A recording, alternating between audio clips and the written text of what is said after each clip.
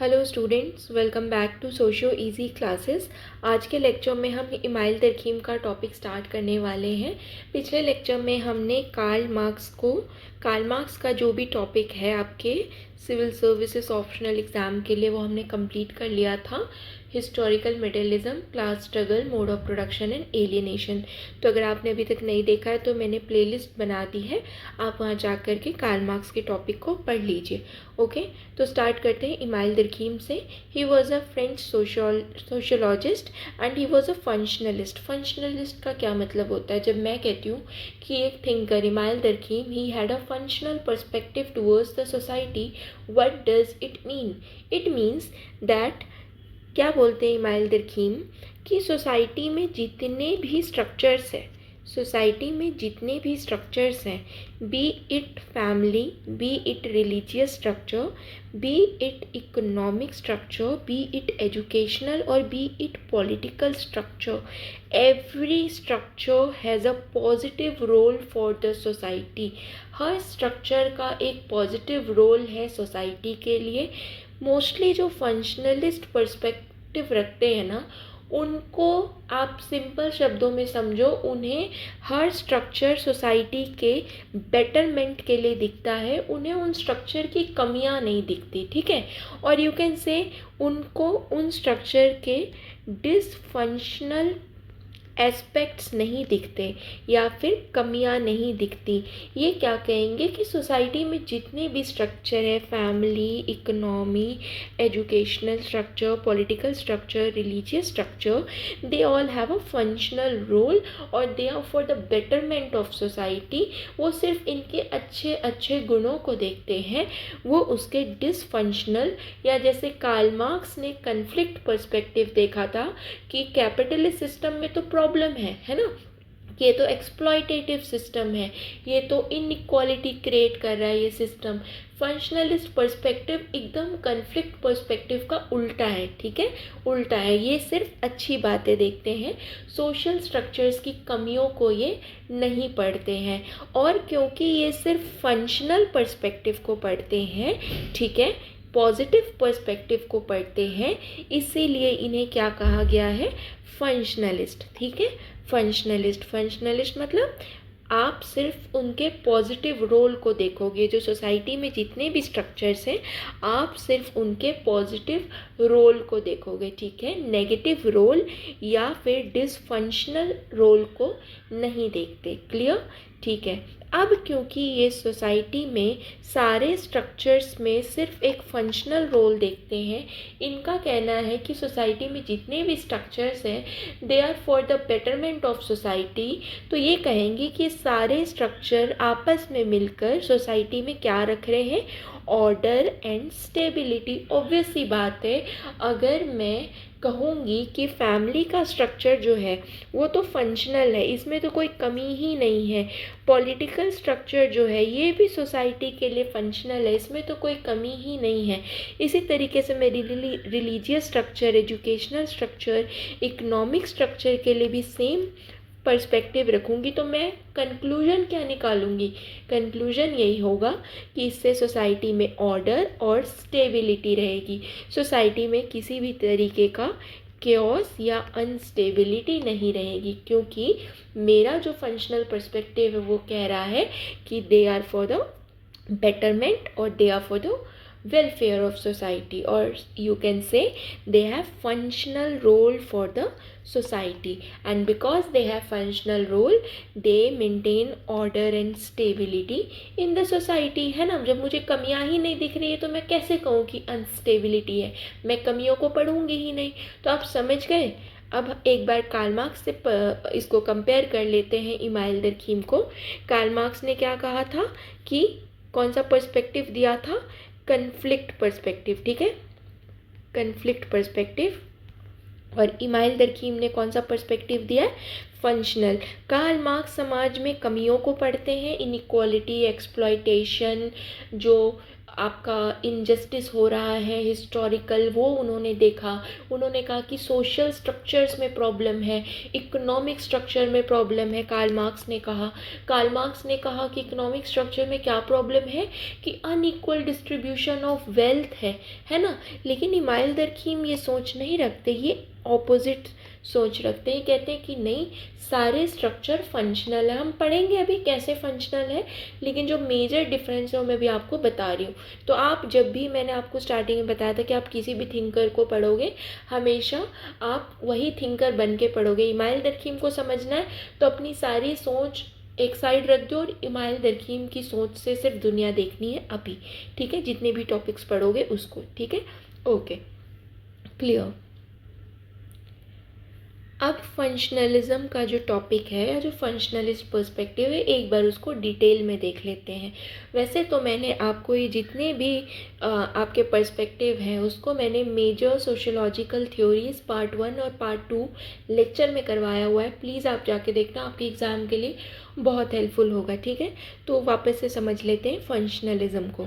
देखो, फंक्शनलिज्म का आइडिया जो है ये आता कहाँ से, ये ना एक बायोलॉजी से हमने अडॉप्ट किया, ठीक है।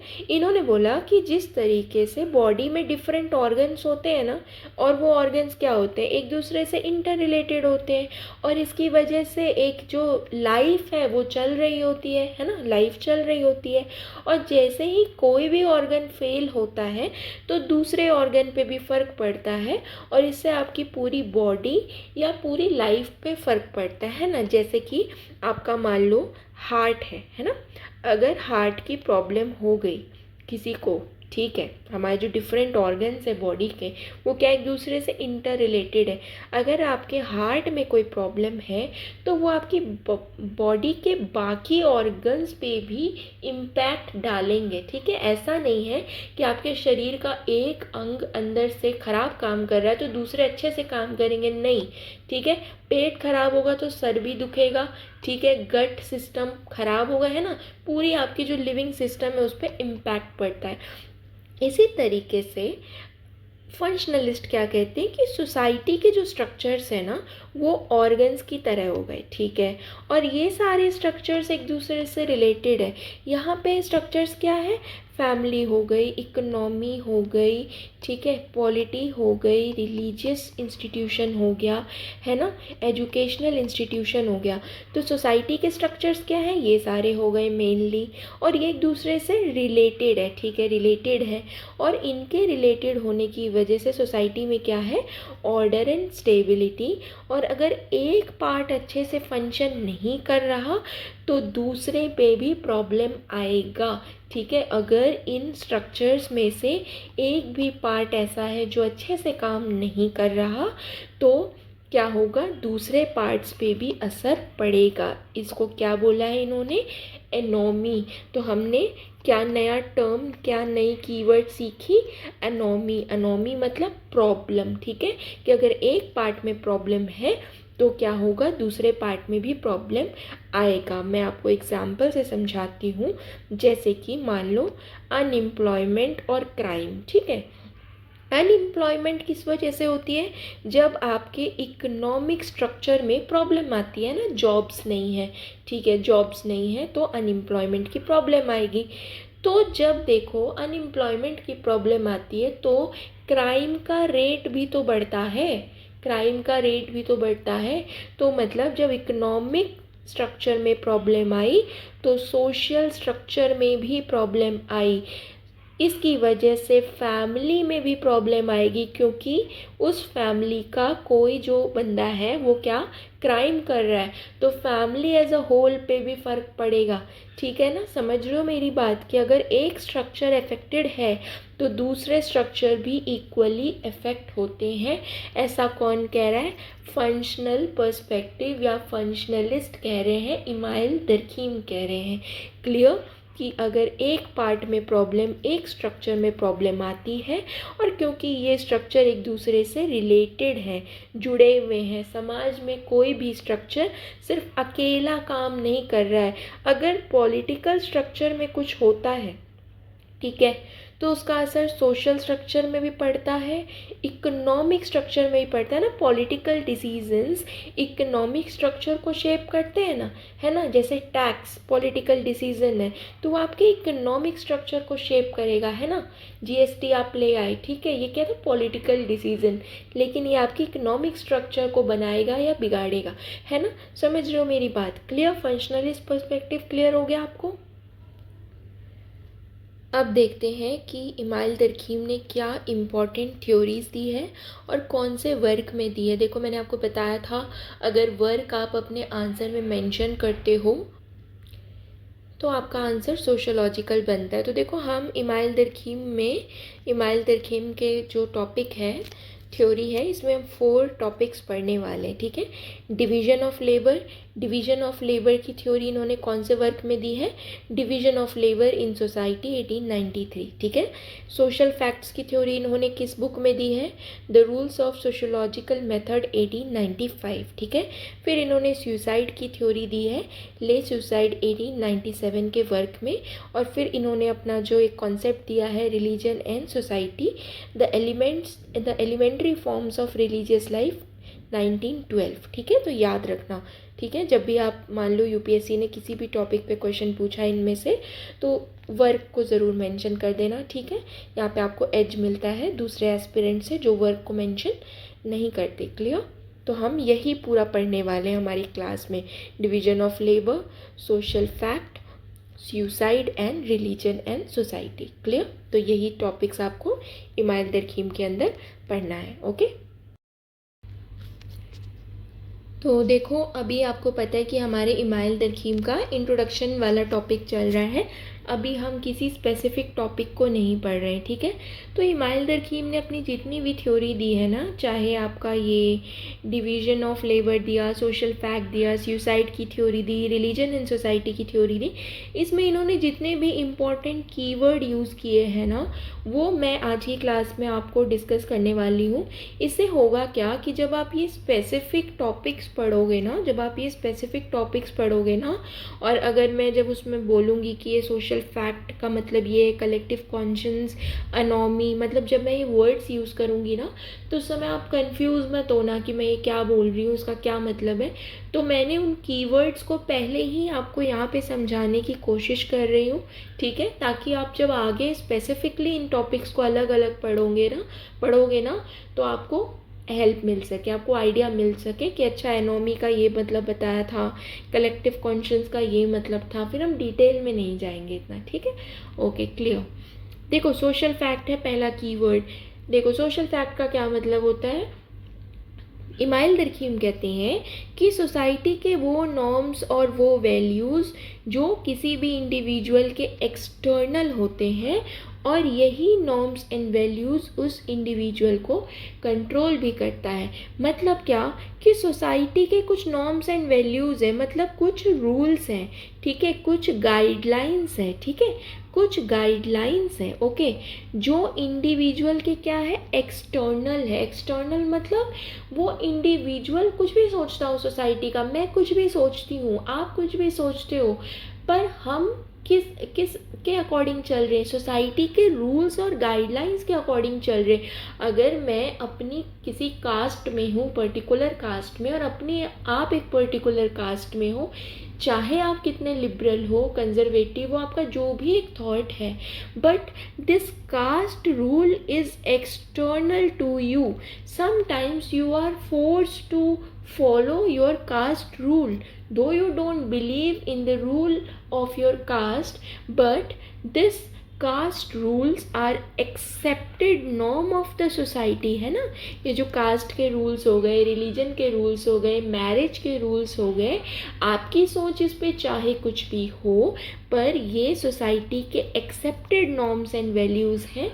सोसाइटी ने इसको एक्सेप्ट किया है खुद के सर्वाइवल के लिए, ठीक है, खुद की आइडेंटिटी के लिए। And these rules though they are external to you but they control you. For example caste caste rules बने हैं, ठीक है, आप अपने सपोर्ट नहीं करते होगे, ठीक है कि नहीं, ये तो डिस्क्रिमिनेटरी रूल है, but sometimes you are force to do, जैसे कि इंटरकास्ट मैरिज करने में इश्यूज आज भी आते हैं, है ना।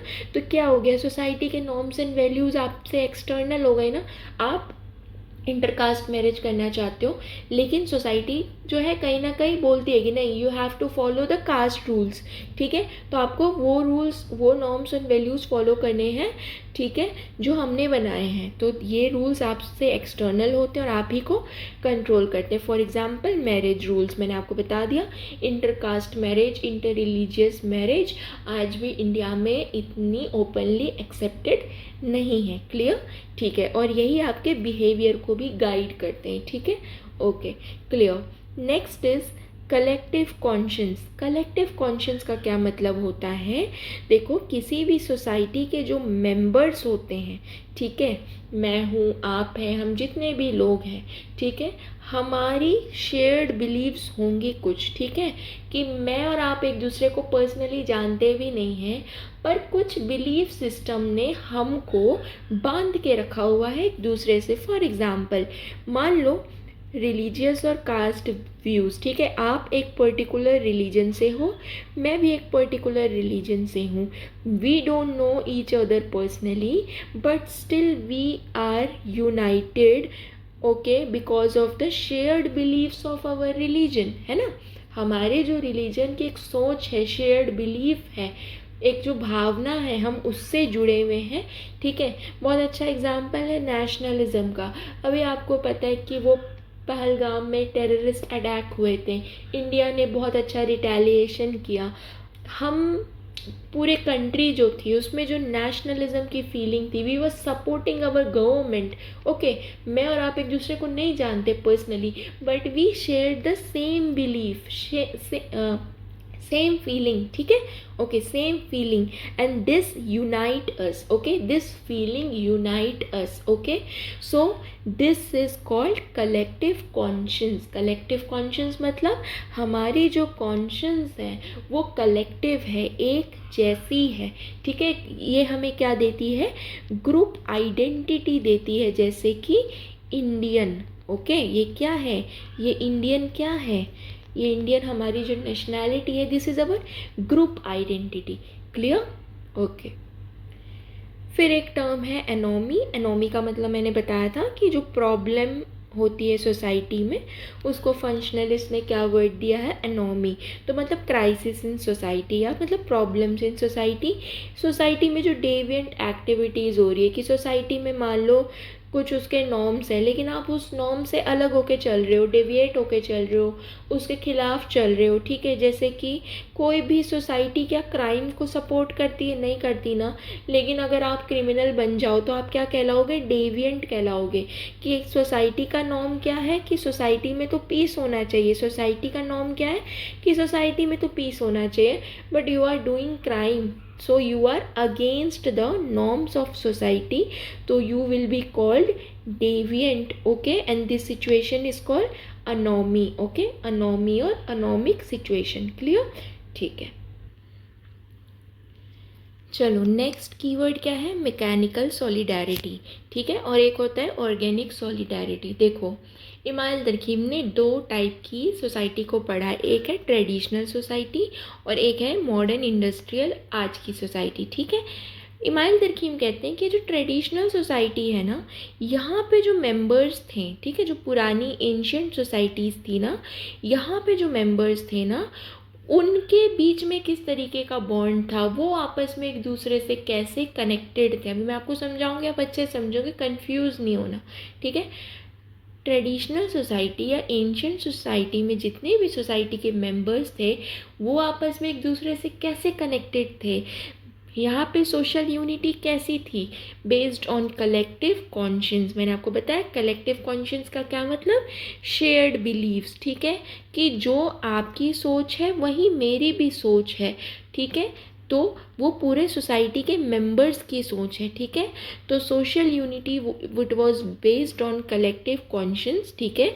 सोसाइटी में जो यूनिटी थी वो कलेक्टिव कॉन्शियंस या शेयर्ड बिलीफ पे थी, ठीक है। और ये फीचर किसका है? जनरली ट्रेडिशनल सोसाइटी का। इसकी वजह से क्या क्रिएट होता है? Strong group identity. एग्जाम्पल मैं आपको बताती हूँ, कास्ट वैल्यूज़। कास्ट वैल्यूज़ देखो आप, ट्रेडिशनल सोसाइटी में कितना स्ट्रॉन्ग था, ठीक है। हर कास्ट के अपने रूल्स थे, अपनी वैल्यूज़ थी, ठीक है। आज भी वो वैल्यूज़ हैं, लेकिन अभी ट्रेडिशनल सोसाइटी के पर्सपेक्टिव से देखो, वो रूल्स और वैल्यूज़ थे। और हर कास्ट के जो मेंबर्स थे, जैसे कि अगर मैं अपर कास्ट की बात करूं, उसके जो मेंबर्स थे वो एक दूसरे से कैसे यूनाइटेड थे? Because there unity were based on the collective conscious और द शेयर्ड बिलीफ की इस अपर कास्ट में अगर 100 लोग हैं तो ये 100 के 100 लोगों की सोच एक जैसी है कि we are privilege class, we are important class, हमें तो भगवान ब्रह्मा के मुंह से निकले हम तो, है ना। इस तरीके के कॉन्सेप्ट्स थे। कुछ पैरों से निकले हैं, इस तरीके के कॉन्सेप्ट। तो एक शेयर्ड बिलीफ था, एक समाज का एक कॉमन वो था कि हमने इसको एक्सेप्ट कर लिया है, ऐसे ही चल रहा है हमारा सिस्टम, ऐसे ही हमारी वैल्यूज़ हैं। क्लियर? ठीक है, ओके।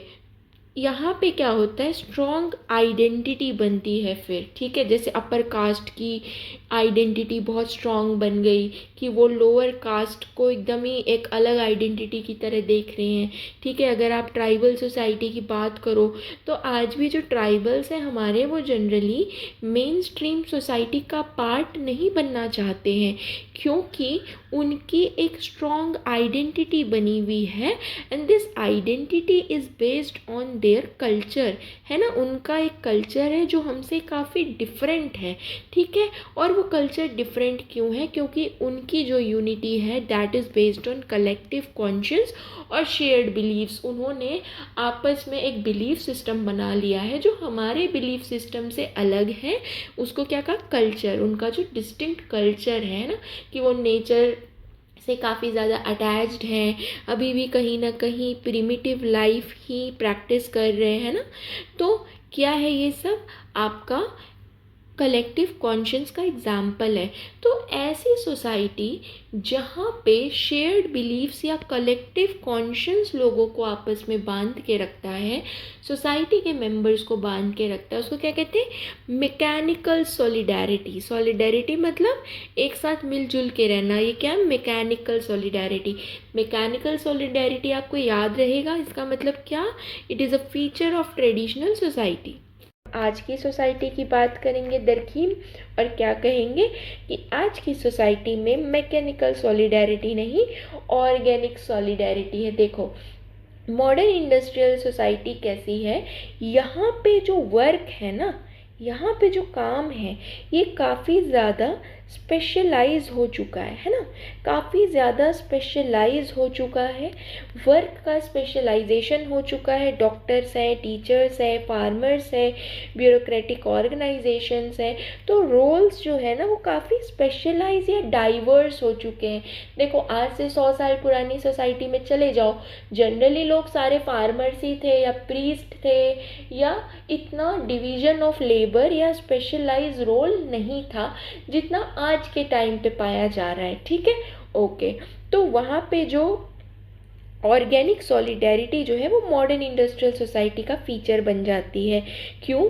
ऑर्गेनिक सॉलिडैरिटी में क्या होता है कि आपकी जो यूनिटी है अब वो शेयर्ड बिलीफ पे नहीं है, ठीक है। शेयर्ड बिलीफ पे नहीं है आपकी यूनिटी, अब इंटरडिपेंडेंस की वजह से। मेरी बात ध्यान से समझो, ट्रेडिशनल सोसाइटी में क्या था? शेयर्ड बिलीफ की वजह से यूनिटी थी, ठीक है। ओके, सबकी सोच एक जैसी थी। आज की जो मॉडर्न इंडस्ट्रियल सोसाइटी है, यहाँ सबकी सोच एक जैसी नहीं है, क्योंकि सबके प्रोफेशंस काफ़ी अलग है। जिस तरीके की फील्ड से आप आ रहे हो उस तरीके की आपकी सोच है। मेरी सोच बहुत डिफरेंट है, आपकी सोच बहुत डिफरेंट है। लेकिन क्योंकि मॉडर्न इंडस्ट्रियल सोसाइटी है, यहाँ पे रोल काफ़ी स्पेशलाइज हो चुके हैं, हर कोई एक अलग अलग प्रोफेशन में है, तो हमें एक दूसरे की ज़रूरत भी है ना। क्या टीचर को डॉक्टर की ज़रूरत नहीं है, और डॉक्टर और टीचर को फार्मर की ज़रूरत नहीं है, और क्या फार्मर को टीचर और डॉक्टर की ज़रूरत नहीं है? क्या फार्मर बीमार होगा तो किसके पास जाएगा? डॉक्टर के पास। फार्मर को अपने बच्चों को पढ़ाना है तो टीचर के पास जाएगा। और अगर हम सबको अपनी कंप्लेन लेके जानी है तो हम ब्यूरोक्रेसी के पास जाएंगे, है ना, हमारे जो ऑफिसर्स हैं उनके पास जाएंगे। तो हम एक दूसरे पे क्या है, इंटरडिपेंडेंट है। अब यही डिपेंडेंसी की वजह से, इंटरडिपेंडेंसी की वजह से हमारे बीच में यूनिटी है, हम एक दूसरे के साथ कोऑपरेट कर रहे हैं। तो यहाँ पे मॉडर्न इंडस्ट्रियल सोसाइटी में यूनिटी का रीज़न क्या है? इंटरडिपेंडेंस, ना कि शेयर्ड बिलीव्स, या फिर ना ही कलेक्टिव कॉन्शियंस की वजह से यूनिटी नहीं है मॉडर्न सोसाइटी में, बल्कि इंटरडिपेंडेंस की वजह से यूनिटी है। इसे ही क्या बोला गया है? Organic solidarity. समझ गए आप इसको बहुत अच्छे से? दोबारा बता देती हूँ शॉर्ट में। मैकेनिकल सॉलिडेरिटी क्या होती है? जब यूनिटी जो है वो शेयर्ड बिलीव्स की वजह से होता है, वो आपकी कास्ट वैल्यू, आपकी यूनिक आइडेंटिटी, आपके रिलीजियस वैल्यूज़, फैमिली वैल्यूज़ में दिखता है। ठीक है, ये ट्रेडिशनल सोसाइटी का फीचर है। ऑर्गेनिक सॉलिडेरिटी का क्या मतलब है? जब यूनिटी का रीज़न क्या है? इंटरडिपेंडेंस है। क्योंकि आज देखो, एक ही फैमिली में अगर 5 लोग रहते तो पांचों की सोच बहुत अलग है ना, पांचों की सोच बहुत अलग है। कोई लिबरल है, कोई कंजर्वेटिव है, कोई फ्री विल में बिलीव करता है, कोई पेट्रियार्की में बिलीव करता है, कोई पेट्रियार्की में बिलीव नहीं करता। वुमेन एम्पावर्ड है, but we need each other, we are interdependent on each other, that is why we are sharing unity. ठीक है, इस वजह से हमारे बीच में यूनिटी है। तो इस तरीके की यूनिटी या एकता को क्या कहा गया है? Organic solidarity. किसका फीचर है? मॉडर्न इंडस्ट्रियल सोसाइटी का। Clear? Next keyword is sacred. देखो, जब आपके इमाइल दकीम ने रिलीजन एंड सोसाइटी की थ्योरी दी थी तो उसमें उन्होंने कुछ टर्म्स दिए थे। एक टर्म था सेक्रेड। देखो, सेक्रेड का क्या मतलब होता है? जो पवित्र चीज़ें होती हैं, ठीक है, जो होली चीज़ें होती है। होली मतलब यहाँ पे पवित्र चीज़ें, जो जिनकी आप पूजा करते हो, है ना, जिनकी आप पूजा करते हो। तो वो मूर्ति हो सकती है, ट्रीज़ हो सकती है, आप गंगा रिवर की पूजा कर लो, है ना, ये क्या है? सेक्रेड चीज़ें। लेकिन क्या आप नॉर्मल वाटर, जो नल से पानी आता है, उसकी पूजा करते हो? नहीं। ठीक है, तो इसको हम क्या कहते हैं? प्रोफेन कहते हैं। क्या कहते हैं?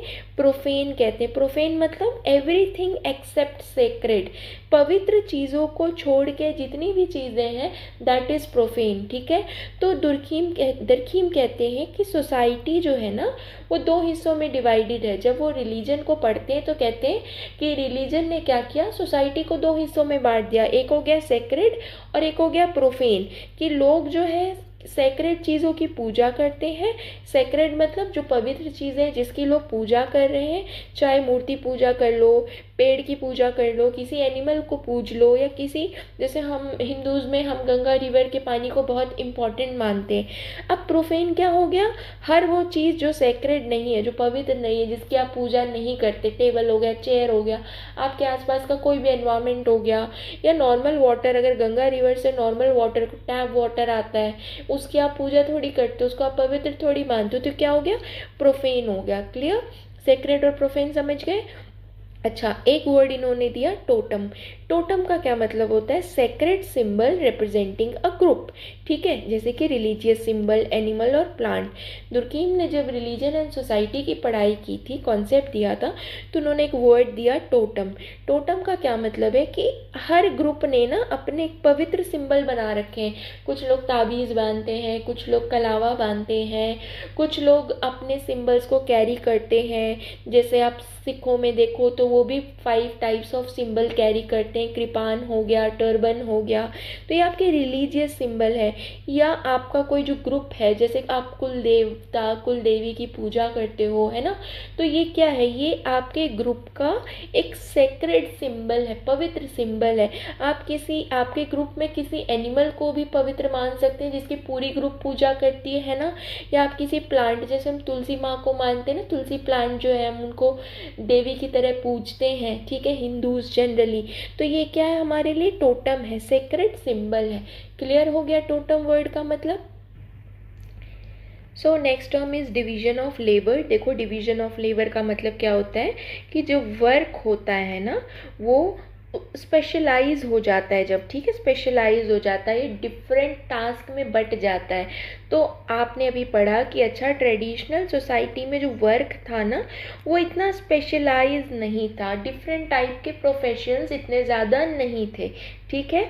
ओके, फिर आपने पढ़ा कि जब मॉडर्न इंडस्ट्रियल सोसाइटी आई तो स्पेशलाइजेशन ऑफ वर्क हो गया, कोई डॉक्टर बना, कोई टीचर बना, कोई फार्मर बना, कोई इंडस्ट्रियलिस्ट बना, है ना। डिफरेंट, आज देखो बच्चे जो हैं बहुत सारे डिफरेंट कोर्सेज पढ़ रहे हैं, ठीक है, कंप्यूटर साइंस पढ़ रहे, कोई एमबीए कर रहा है, कोई बीटेक कर रहा है, कोई बीसीए कर रहा है ना। तो ये क्या है, प्रोफेशनल आपका जो वर्क है ना ये स्पेशलाइज हो चुका है।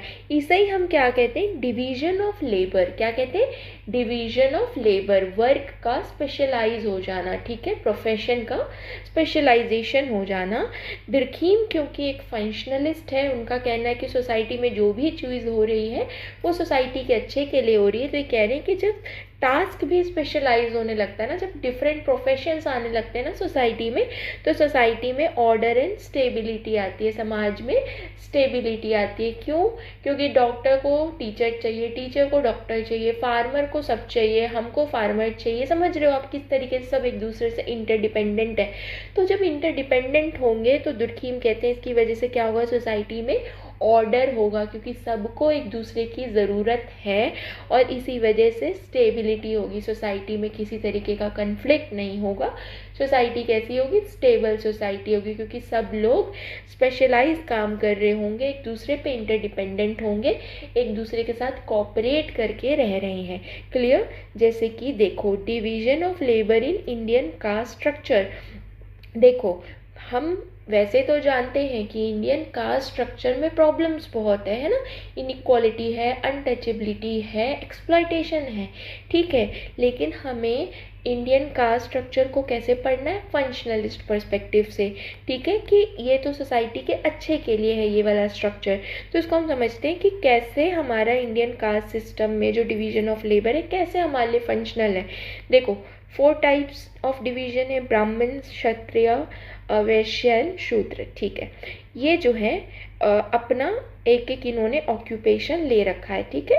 ये सब अपनी कास्ट के हिसाब से काम कर रहे हैं। मैं ट्रेडिशनल सोसाइटी की बात कर रही हूँ, ठीक है, कि ये प्रीस्ट है, ये वॉरियर क्लास है, ये जो है ट्रेडर क्लास है, और ये जो है सारे क्लासेस को कैटर कर रहा है, शूद्र क्लास, ठीक है।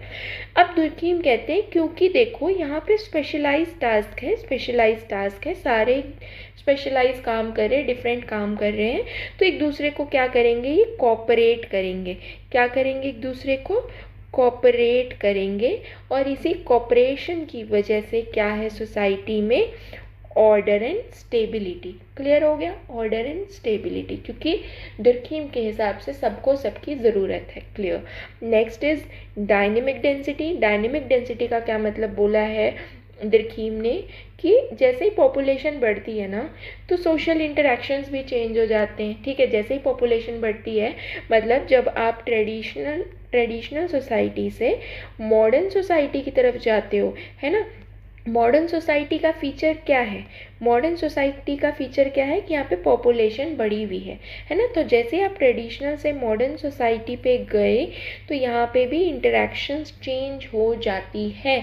मतलब ट्रेडिशनल सोसाइटी में इंटरेक्शन कैसी थी, शेयर्ड बिलीव्स के ऊपर थी, जैसी आपकी सोच वैसी मेरी सोच। जो समाज ने नियम बना दिए मैं उसका विरोध नहीं करूँगी, मैं जनरली उसको फॉलो करूँगी, ठीक है, चाहे वो जो है वो मेरे इंडिविजुअलिटी के खिलाफ ही क्यों ना है। लेकिन जब मॉडर्न सोसाइटी में जाएंगे तो इंटरेक्शंस जो है वो चेंज हो जाते हैं।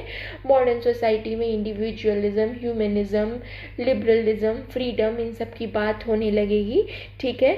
तो यहाँ पे इंटरेक्शंस ऑब्वियसली चेंज हो जाएगी। जैसे आप अपनी फैमिली में देख लो, आज के टाइम पे आप अपनी फैमिली में फीमेल मेम्बर्स जो हैं दे आर हाईली इंडिपेंडेंट।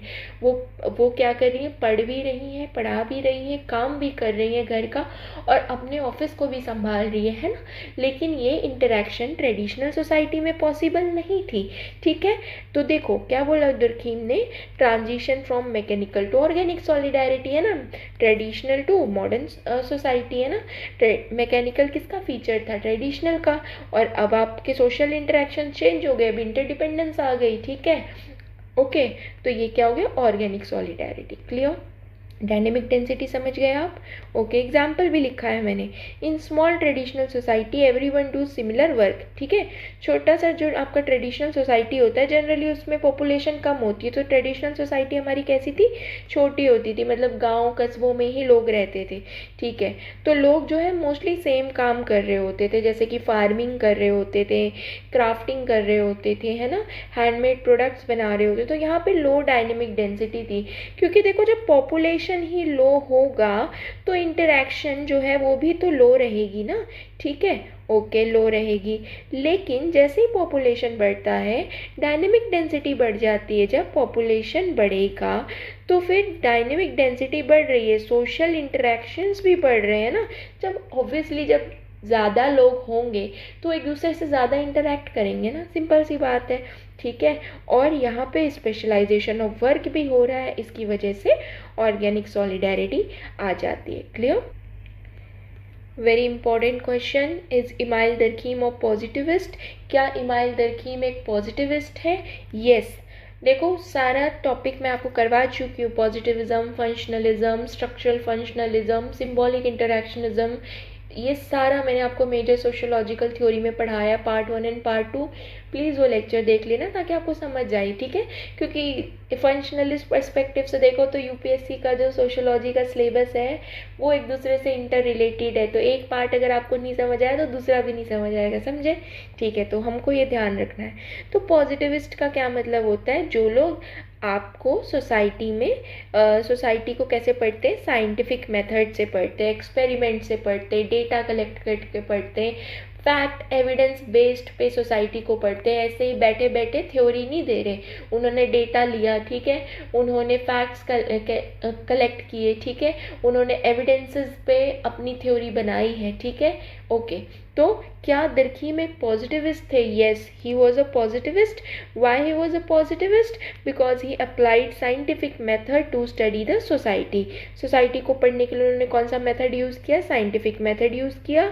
और उन्होंने क्या बोला कि सोशियोलॉजी का जो सब्जेक्ट मैटर है वो क्या है? सोशल फैक्ट्स, ठीक है। हमेशा याद रखना दरखीम के केस में कि सोशियोलॉजी का जो सब्जेक्ट मैटर है, इन्होंने कहा कि हमको सोशियोलॉजी में किसको पढ़ना है? सोशल फैक्ट को पढ़ना है। सोशल फैक्ट मैंने आपको बता दिया क्या होता है, जो इंडिविजुअल के एक्सटर्नल होता है और इंडिविजुअल को कंट्रोल करता है, ठीक है।